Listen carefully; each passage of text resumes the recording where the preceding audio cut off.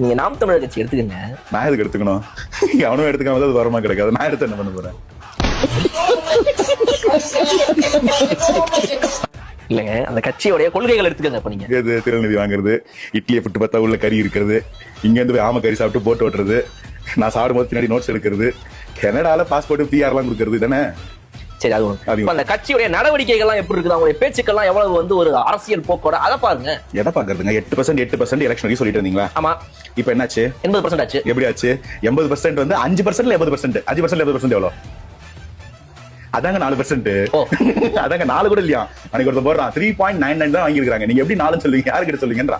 போன எலெக்ஷன்ல 36 லட்சம் ஓட்டு வாங்கிட்டு இருந்தா குச்சிட்டு இருந்தாரு. ஆமா. இந்த வாட்டி இன்னும் ஓட்டு எல்லாம் குறைஞ்சது எஸ்ஐஆர் ப்ரொசீஜர்.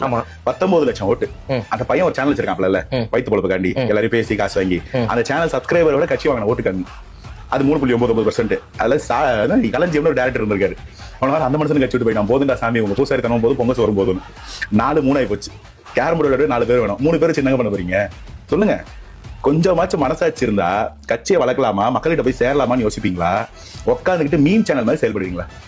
என்ன நீங்க சொல்லுங்க? என்ன கொள்கை, என்ன செயல்பாடு, எதை நோக்கி போறீங்க? யாரை விமர்சிக்கிறதுன்னு ஒரு அடிப்படை ஒரு நியாய தர்மானமா? ஏண்டா கனவா இருந்தாலும் ஒரு நியாயம் வேணாமடா.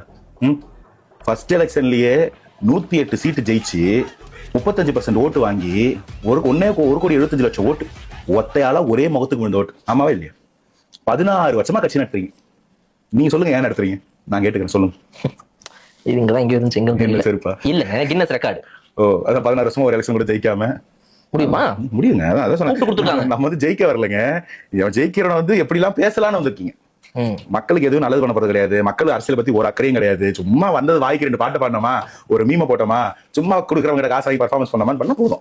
அது கொடுக்குறவங்க காசு வாங்குறாங்க, எப்படி ஏதாவது நீங்க அக்யூசேஷன் வேற யாராவது பேசினா நான் இதெல்லாம் கேள்வி கேட்க மாட்டேன். ஏதோ பேசிட்டு போறாங்க, ஆசை விட்டுருவேன். நீங்க வந்து ஒரு டிவிக்கோட ஸ்போக்ஸ் பர்சனா இருக்கீங்க. கொடுக்குறவங்க கிட்ட காசு வாங்கிட்டு எப்படி நீங்க சும்மா சொல்ல முடியுமா? அப்படிங்க வீடியோ போடுறீங்க, இம்முறை கலர் கலரா கார்லாம் வாங்குறீங்க.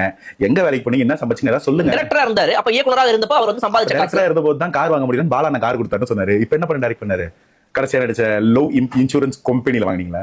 சொல்லுங்க, போடுங்க. அஃபிடவிட்ல வரலையே. அது என்ன ஃபார்மேட் எனக்கு தெரியலையே. இது வித்தியாசமான ஒரு ரெவன்யூ மாடலா இருக்கு. பொறாமையா இல்ல, எனக்கு பார்க்கும்போதெல்லாம் வந்து சதுரங்கோட்டை படம் பாக்குற மாதிரி இருக்கு. இப்படிதான் என்னை முதலாளி கேட்டாரு. அவர் பேச்ச நான் உடைச்சேன். இன்னைக்கு நான் உள்ள இருக்கேன், என் பிஎன்டபிள்யூக்காக வெளில இருக்கு. அந்த மாதிரியே இருக்குது பார்க்கும்போதெல்லாம். பல பேர் நிஜமாவே ஒரு நம்பிக்கையோட வேலை செஞ்சு சம்பாதிச்சு கஷ்டப்பட்டு செலவு பண்றத சில பேர் வசதியா வாழறதுக்கு பயன்படுத்திக்கிறதுக்கு பேர் என்ன? அன்பா? ஸ்கேமுங்க அந்த பேரு. பல பேர்கிட்ட கொஞ்சம் கொஞ்சமா காசு வாங்கி அதை ஒருத்தர் வந்து எடுத்துட்டு போய் கலர் கலரா கார் வாங்குறதுக்கு பேர் ஸ்கேமுங்க.